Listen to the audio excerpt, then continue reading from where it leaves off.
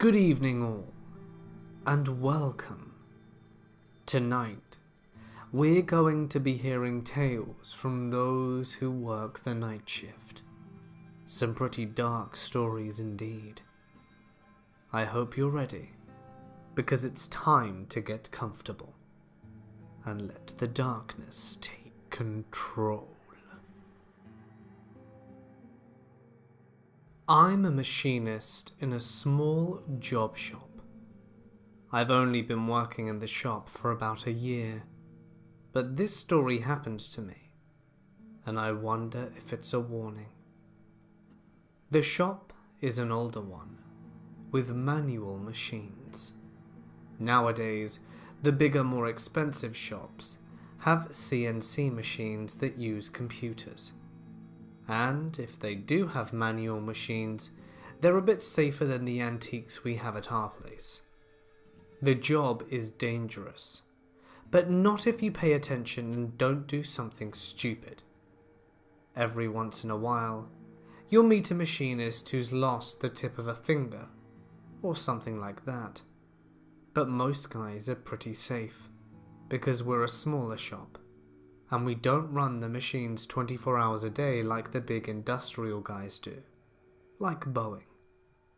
We do have a swing shift, but no graveyard shift as such. Nonetheless, I had only been working there for a month, and was on the swing shift with a couple of other guys.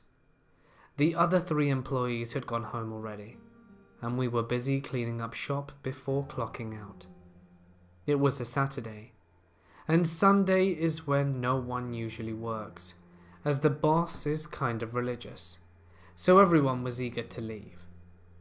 There were only 3 of us left, and we had a checklist at the end of the night to make sure we were not wasting electricity, and that we had the place locked down. You see, the shop is in an industrial part of town, and people have tried to break in before. I put away my toolbox and grabbed my gear to go home, when I barely hear one of the machines running. The other guys are still in the control room office, and I was curious, yet thought that maybe I had left the vacuum running or something. I go out into the shop, and one of the employees is still on the lathe. I'm a little annoyed, but being new there, I didn't want to tell anyone what to do yet. I walk over, and it's one of the older machinists. He's about 55 to 65 with short white hair, and he's wearing a tan-coloured vest, jeans with suspenders, and a white shirt with the sleeves rolled up. I remember this exactly, because we're not supposed to be wearing long sleeves, ever, when working. He's an older guy, so I think he probably wouldn't appreciate one of the younger punks telling him what he can and cannot do. I stand there for a minute, and he finally looks over and smiles. Howdy! I remember this too, because it seemed like the perfect thing for an old-timey guy like him to say. I say hello, introduced myself, and tell him I'm kind of new here, but that we were all planning on closing up shop now, and was wondering why he was still working. I tried to be as tactful as I could, but he was concentrating on what he was doing, and wasn't paying much attention to me. Then I asked him if he needs any help, and he said he was almost done and would look up after us, and then winked at me and said something like, "I know the boss pretty well." I said that all sounds good, and that if it was okay with him, we'd be leaving now. He was watching his work again and just nodded, not unfriendly, but obviously preoccupied. So on Monday I come to work about 20 minutes early, as I like to have coffee in the office and control room before work. My boss is there, and he's upset that the lights were left on all weekend. I explained to him that when we left, there was an old guy that stayed after, and he said that he knew the boss and thought it would be okay. My boss says that no one works here alone, ever, and then he pulls up the security tape to find out who it was. We watched the tape a few times. On it, you can see me walk out into the shop and stand next to the lathe. The lathe is running, but I just stand there, and then I pick up my gear and walk away while the lathe keeps running. It runs for 10 more minutes and shuts off. There was no one standing at the machine working. We backed up the tape and see the machine start up by itself, me standing there, and walk away, and then the machine stops. This is a safety issue, and so the boss calls our maintenance tech on the phone and tells me to get it to work. He's not angry, but doesn't say a word to me besides quietly telling me, okay, get to work and be safe. So I ask around the shop what happened, and this is what I've pieced together. Around 2 years ago, the older guy was the owner of the shop, back when they were making custom replacement parts for farm machinery. His name was Ron, and he always wore a yellow/tan vest and was very hands-on with the work the shop was doing. One day he leaned over a little part on the lathe and was pulled into the machine and killed. Very, very gruesome way to die. You just hope it's quick. There was an investigation and they found out that his vest had caught on the chuck and pulled him into the machine before he could stop it. About half the guys in the shop saw it happen, and most of them had been very good friends with Ron outside of work. That's when most of the older machinists that worked there decided it was time to retire, and a couple of them needed therapy for what they witnessed. That's also why new guys like us were brought in. The owner's son, my boss now, ran the shop, but wasn't a machinist himself. I didn't want to ask the boss about it, because I think if he thought I saw his dad's ghost, he might hate me, or might get emotional about it.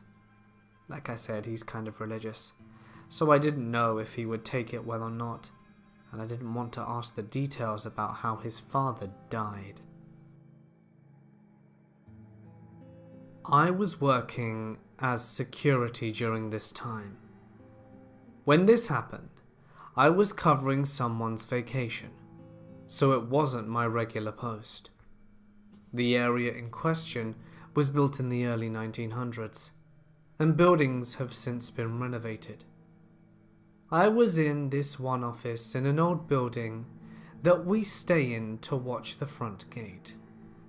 It was around 1 AM if I recall, and I was just browsing Reddit on the computer when we heard a voice say, "Hello? Is anyone there?"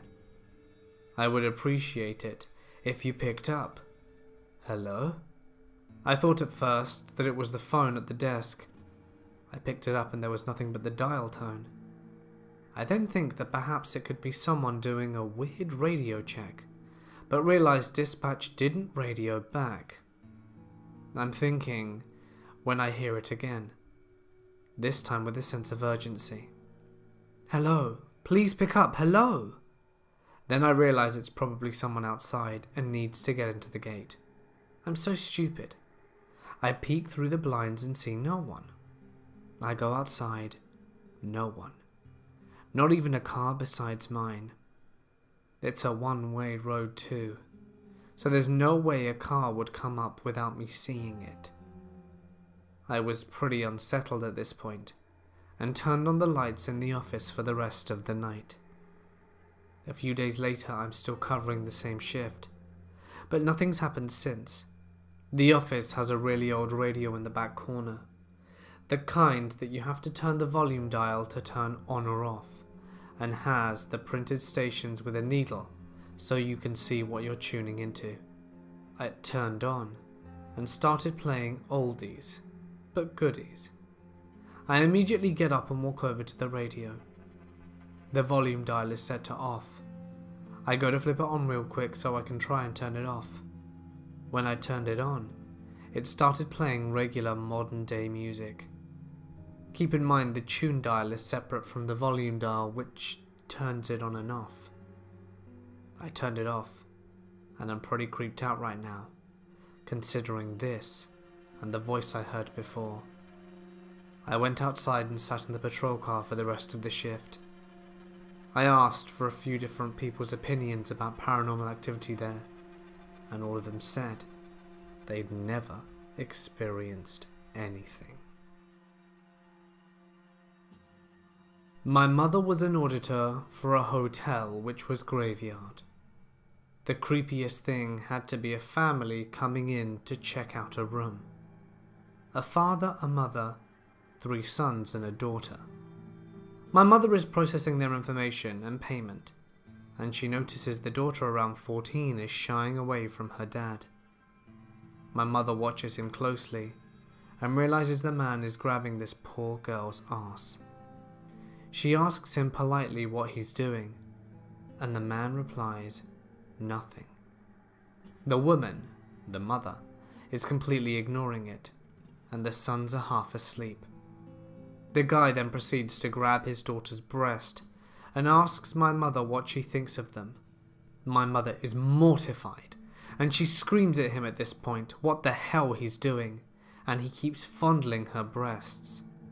At this point, a guest who'd been staying the past week and knew my mother walked out into the lobby and witnessed what was going on, and mouths to my mother that he's calling the police. She nods and stalls for time. The cops come, take away the parents and take the kids away. My mother was a little more than disturbed after witnessing that. I was training in Japan while in the Marine Corps, and we trained at the base of Mount Fuji. I was on ECP, checking vehicles before they entered our position. It was 1:30 a.m. and 5 degrees Fahrenheit out. I was also with one other Marine. The last vehicle came through hours before, so it was completely dead silent for hours. From where we were was a pitch black forest about 10 feet away across the road. The other Marine and I were chatting it up and pacing back and forth to stay warm when we heard rustling behind us. And as we turned, we both saw a black-ass figure run from our position into the forest. Thinking it was another Marine trying to screw with another company that was emplaced a little over a mile away, I radioed in that I was going to go check it out, and I turned on my red lights so my fellow Marines could track my movement. I headed into the forest while calling out to whoever it was that was running, and about 15 feet into the woods, I fall over a branch and fall flat on my face, because it's pitch black. And as I'm getting up my radio, it lets out a loud beeping noise that I've never heard before. As I turned to see my fellow Marine's red light in the dark, the figure ran between us. It was close enough to see that it wasn't heavily clothed like us, because of the cold, and had no gear on. After whoever it was failed to yield to my comments to stop, my radio completely died, which was weird because it had gotten a new battery for it before my post began. So I decided screw it and headed back to my fellow Marine. Once I was back, he proceeded to tell me when he didn't receive a radio check from me, that he shouted for me and started waving his light, signaling for a check, which I would have seen. But he said he stopped when I finally came over the radio for a check-in. Apparently I said all okay, which I didn't because my radio was very much dead. So at this point I called to the SOG, who gets full accountability for everyone in our position, and he radios the other company to do the same. No one was accounted for. I was cold, pissed, and dropped my cigs when I fell into the forest. But Japan is pretty sweet otherwise. About 8 years ago, I was working midnights in a small municipality that borders the bad side of Washington, D.C. At the time, there was a go-go club, a homegrown hip-hop style DC music, up the street from where I was patrolling. The route from the club to Washington, D.C. was called the racetrack, because it was a straight shot from the club to the state line. It was common for club attendees to leave the club, shoot in the air, and flee to DC as we could not chase them unless they shot someone. Earlier that day, there was an occupied stolen car that was floating around the area that would flee every time an officer tried to stop the vehicle. We couldn't chase stolen vehicles because it wasn't a felony, so the vehicle would just drive away. Approximately 4 officers encountered the vehicle during the daytime, and each time it fled and got away. Fast forward to me on midnight when the club is letting out. An officer sees the same stolen car pulling out of the club parking lot and hauling ass on the racetrack. The officer attempts to stop the vehicle, but it flees. I'm sitting down the racetrack at the gas station, and the officer then says over the radio that the vehicle is driving too recklessly and he can no longer follow it. About 45 seconds later, I hear a loud boom, and the lights to the entire neighborhood flicker. 911 calls start pouring in for a vehicle into a light pole at a major intersection that happened to be about a block away from where I was at. I arrive second on the scene and see the stolen car flipped on its roof with 5 passengers inside. One of the passengers is a young female, probably early 20s at the time, and is hanging out the back passenger window. She is actively trying to crawl out of the car, but from the waist down she is pinned by the roof. She sees me and extends her arms and starts screaming for me to help her. I just stand there in shock and watch as she tries pulling herself out, while realizing that she's stuck. She's just laying there crying with snot coming out of her nose, mouthing "help me" inaudibly. I just kind of stand there watching, because I know there's no way to free her. We lock eyes, hers full of tears and mine full of fears, as I watch her die before the jaws of life arrive on the scene. It was later determined that the girl was just a random girl given a ride home from the club in that stolen car, that she probably didn't even know was stolen. This was the first time I had to watch someone die, knowing there was nothing I could do, and knowing they were innocent. It still lingers in my memories to this day. My friend worked overnight at a gas station in a medium population city in Texas. Not a bad area or anything, quite the opposite, but he was usually by himself from 10 p.m. to 6 a.m. I would go there and kick it with him all the time, because it would be super dead after midnight, and he would let me grab almost anything I wanted that wasn't alcohol. Strange things would happen fairly often, but there's only one occurrence that would have definitely turned into a situation. There had been a string of robberies in the area, mostly gas stations, usually between midnight and 4 a.m. Police were trying to keep it low-key, so it wasn't really on the news or anything, but the manager at the store told my friend about the robberies, so to be on the lookout for any suspicious activity. Naturally, being the homie, I pulled up for a few days at midnight and kicked it back for a few hours. On the 4th day, we were outside smoking, and he noticed a small black car that kept driving by the station every few minutes. We posted up for a while, and he didn't see the car anymore, so we go back inside. Less than 20 minutes later, 2 cars pull up, including the one from earlier. 2 guys get out the black car, and another get out of the other one, all wearing basic, non-identifiable dark clothing and hoodies. They walk in and start walking around while one guy goes to the front and starts asking my friend a bunch of weird-ass questions. What time do you stop selling alcohol? Why are Newports cheaper across the street? I guess for some reason they didn't even see me, though I was sitting on the counter right by the fountain, because one of the guys tapped the main guy on the shoulder and kind of gestured towards me, and they all froze up, and then walked to the back of the store all at the same time and started talking in a rushed manner. My 6th sense is going crazy right now, and my friend is looking at me crazy. I have an LTC, and I have a firearm in my jacket, loaded but not decocked. Once they all begin walking back to the front of the store, I pull the hammer back, causing the little action movement clicking sound. Mind you, still in the jacket and not out in the open. They immediately stop, and 2 of them leave immediately, and the last guy bought a pack of cigarettes and dipped. Thought I might have overreacted, but a few days later I found out they were the suspects from the previous robberies. Same people, same cars.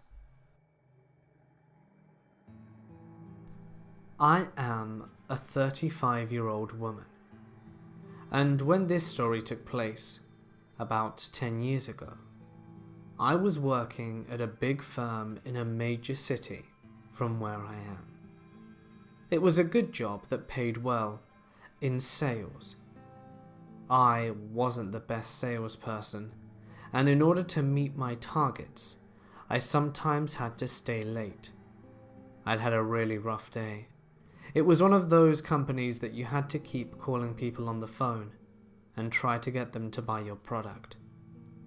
Anyway, because of the bad performance I had all week and the crap day, I was going to be in trouble if I didn't make up all the stuff I'd missed out on. So I needed to prepare myself for tomorrow to try and catch up on the rest of my sales, and spent the whole afternoon while everyone was still working, trying to do just that. I wasn't even looking at the clock. People just started leaving from all around me, and when I finally looked down, it was about 10 o'clock at night. I didn't realize I'd worked for a whole extra 5 hours, and although I really didn't like staying behind, I thought it would be worth it if I could just hit that target for tomorrow.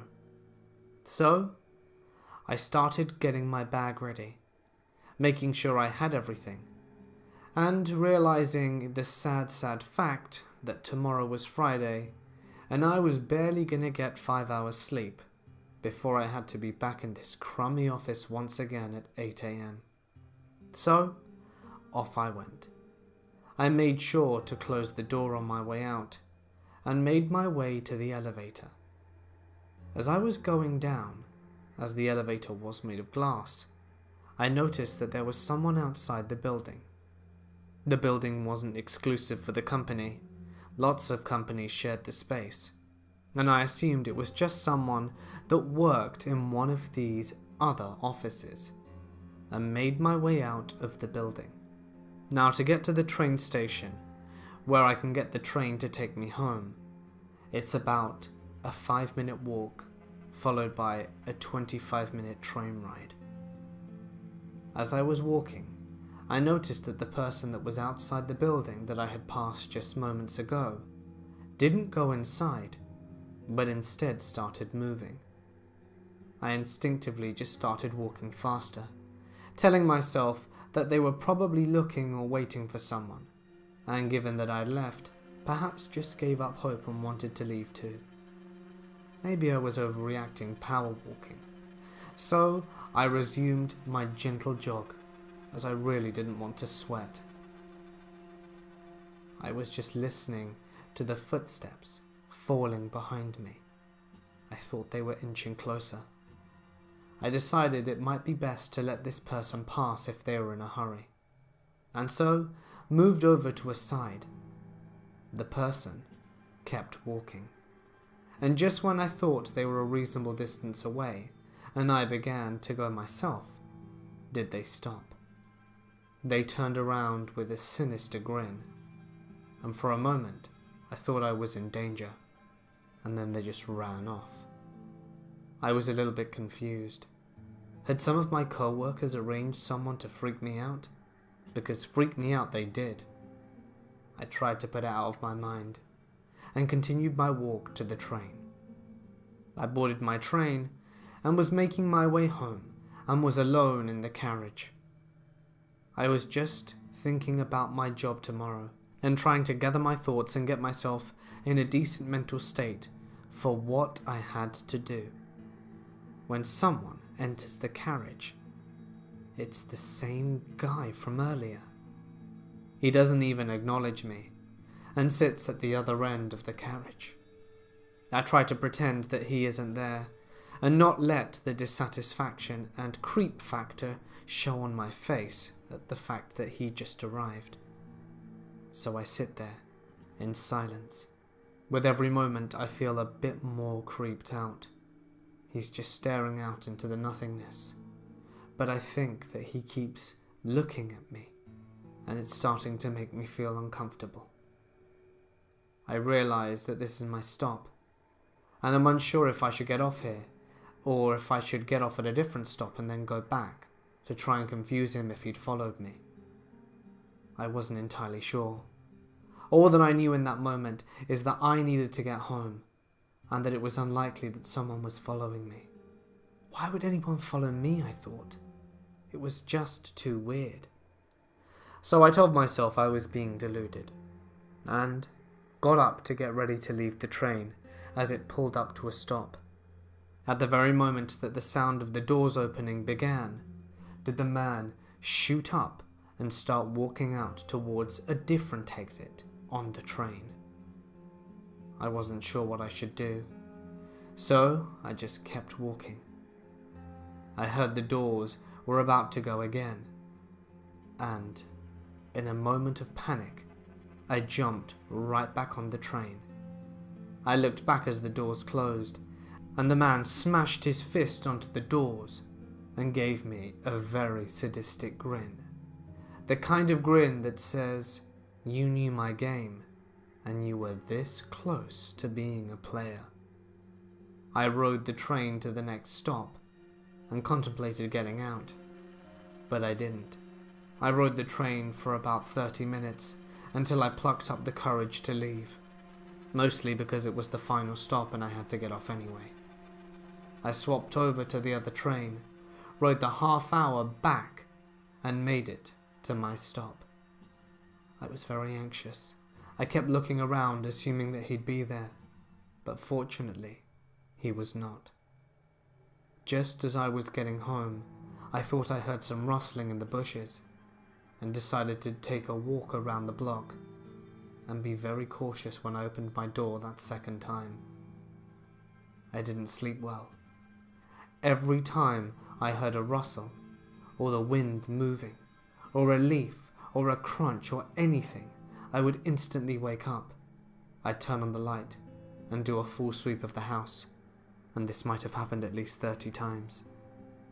My friends next morning told me I was being paranoid when I told them that I'd had a really rough night, and no one would believe that someone was trying to chase me. Fair enough, it didn't matter. I massively failed my targets, and that job was put in serious jeopardy. It wasn't until a few weeks later, after which point I decided to quit that job, did I see something on the news that made my stomach drop. I saw the face of the man on my local news. He had been arrested for the suspected murder of a student in my area. At that moment I knew all my fears were founded, but in the worst way. I'm so glad I jumped on that train on that moment. Who knows what would have happened to me? Something I know for sure is that I don't think I'd have made it for work the next day if I hadn't have got back on. There are some sick people out there. Be careful and be safe. I worked third shift as a nursing assistant at a place for severely mentally disturbed and mentally ill adults while I was in college. Night shift was usually quiet because the patients were sleeping. We only had to check on them every 2 hours to make sure they were dry and nothing destroyed or themselves not hurt. There was this one little middle-aged man that we always had problems with. He had a hallucination-based illness that was a chronic insomniac. I saw he was sitting on the edge of his bed when I was doing my rounds, so I turned on the light to see if he was awake. I figured he maybe needed help going to the bathroom or had a bad dream. Nope. Instead, he gorged out one of his eyes with his fingers and was just calmly sitting on his bed. I tried to remain calm. The nurse I got to help freaked out though as soon as she saw him. After a few hours, he had been treated and was doing well. I had to go talk to him to write an incident report. there's never really a good answer to why someone in a psych ward popped out their eye. So when I asked why he did it, he said the spirit of a particular patient possessed him and told him to do it. When we were transitioning from second to third shift, the patient he named had actually been found dead in their room. We didn't think any of the patients knew about the suicide yet because they were already in bed when the body was discovered. I'm presuming he must have heard suicide from somewhere else and it slipped into his subconscious. But it totally freaked me out as I was writing that incident report. I worked at a NOCC for 2 years back in 2008 in Austin. It was over on the east side of town, and the building that we were in was built over the old rail yard. All of the buildings over there were very old and had a creepy feel to them. There were cameras everywhere in the building, and at night, all but a few lights were off. We had sensors that would turn on the light when you walked down the hall. I would be doing my work and see the lights come on, coming down the hall and going into the break room, where we had coffee and restrooms. That would always freak me out some. I asked the other guys, and they all said that our place was haunted as shit, and that strange things happened all the time. I was able to bring my son up there sometimes, so we could spend the night. You have to understand, it was a really nice building, and we had the best internet connection. And he would come up there after work, and we would play Counter-Strike, and have about 3 or 4 pings just about anywhere. One night, I had to pack up one of our customers' service racks because they went out of business. When that would happen, I would remove all of the server packs from them, and then pull out all the cables from the cable system. My son was small, so he would climb the ladder and crawl on his hands and knees undoing the cable straps so that we could get all the cables down. We spent a good hour or 2 undoing the cable straps so we could get all the cables down, and spent a good hour or 2 doing this, and he had a good time. I finished about 5 racks, and my son was standing next to me, and he was looking behind me. He went white and started shaking, and I was like, "Dude, what's wrong?" It was then I heard the sound of doors being opened, and 4 out of the 5 racks had their doors open. I knew I closed and locked them, and my son was so scared he wouldn't even talk. I took him down to the NOCC and told him to just sit there and I would finish. I gave him the walkie-talkie we had and went back to the server room. I locked all the doors again and watched the doors. Nothing happened, so I returned to the NOCC. While I was walking down the hall, my son starts yelling into the walkie-talkie that all the doors were coming open on the servers again, and that's when the lights started coming on at the end of the hall coming towards me. I just stopped and heard footsteps. The footsteps turned and go into the break room. My son is losing his shit because he's watching all of this happen on the screens. Have to say I was spooked pretty good and walked fast back to the NOCC. I went to the security section and looked at the recordings of the server room, and you could almost see a smidge or shadow at the server rack. As it moved to each one of the doors, that door would open. I showed the guys in the morning, and they all laughed and said that they were happy that they didn't work at night. My son didn't come back to work with me after that, and saw and heard all kinds of things even more after that night I did. I just ignored it though as best I could, until the night of the Mexican food that I had. Dinner decided it needed to come out of my body right now. So, I ran to the break room and went into the men's and started to blow up the toilet. Let me tell you guys, I just made it. I was about done when I heard the door of the break room open. I yelled out, "Cody, Is that you? Cody came up to work some nights after partying on 6th Street, and no one answered. That was when the door to the restroom opened, and I heard footsteps coming up and stop right outside the stall I was in. The door started to shake up and jump all over the place. I got done and walked into the break room and thought every possible piece of furniture we had, including the foosball table, was moved and stacked against the wall, and every door in the place was open. Every server door, every office door to offices, even doors, every door except the loading dock bay door, as that one is a roller at the front of the door. Every light it was on. I put out my notice the next day and found a job elsewhere during the day. My first job out of college was working IT for a company that owned a chain of adult video stores. About 2 years into the job, the company bought 3 stores from another adult video store chain. For the next few weeks, I was traveling around to the new stores, setting up points of sale systems and setting up inventory on the store computers, and working on the security systems. One of the stores was outside a small town and was in a building that used to be an old single-story motel next to a truck stop.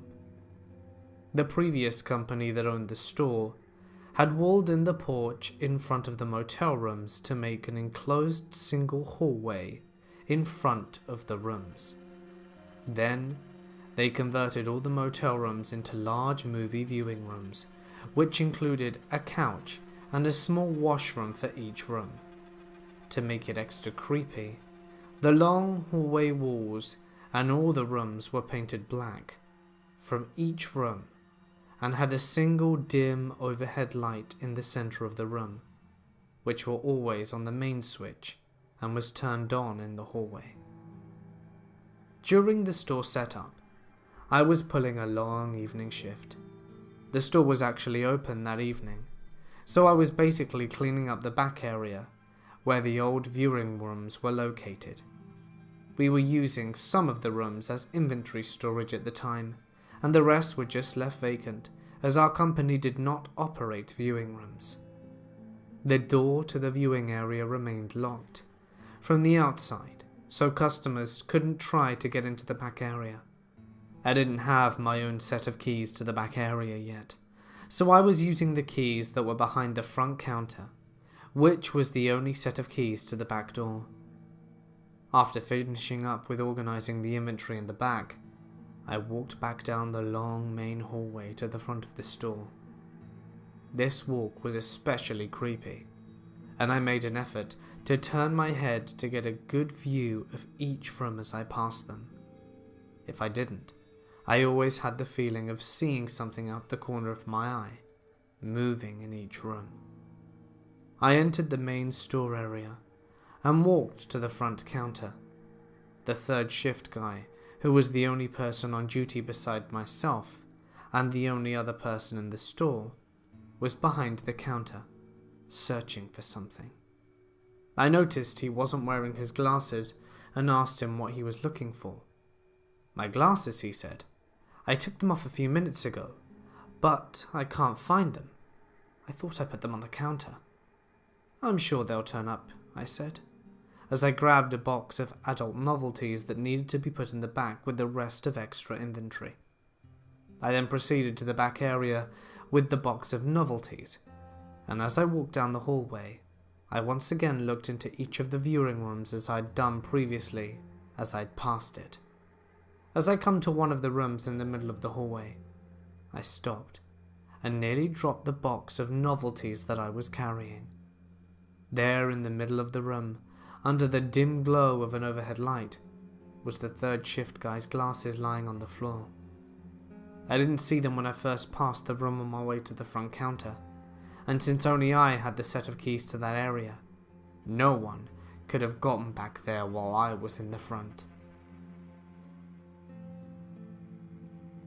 I don't work the graveyard shift, as I'm a teacher, but I frequently stayed late during the winter months to try and catch up on work. Sometimes I don't leave until 7ish, and by then it's pitch dark outside. Many times, while thus alone, I've heard children giggling. Since the idea of little kids locked in overnight is not pleasant, I've never found anyone. The doors and windows are locked and there's no sign of anyone outside. I asked around, and it seems like lots of fellow staff who have stayed later than normal have heard the laughter as well as other sounds. Now when I hear the giggles, I use my teacher voice and tell them to keep it down. Seems to work, so I'm fine with that. Hey guys, it's Mort here and thank you so much for listening. I hope you enjoyed tonight's venture on the night shift. If you did enjoy tonight's video, something that would be amazing would be if you could drop a good old like, and why not leave a comment down below with what you thought of the video. I do post every night, so don't forget to subscribe and hit the little bell icon for good measure to be notified every time I post. If there's a story that you wish to share and would like read on Mortis Media, feel free to post it to Reddit. My subreddit can be found in the description, along with my email address, where you can also send your stories to if you so please. But anyway, for now guys, I'm going to sign off. Stay awesome, and I'll see you in the next one.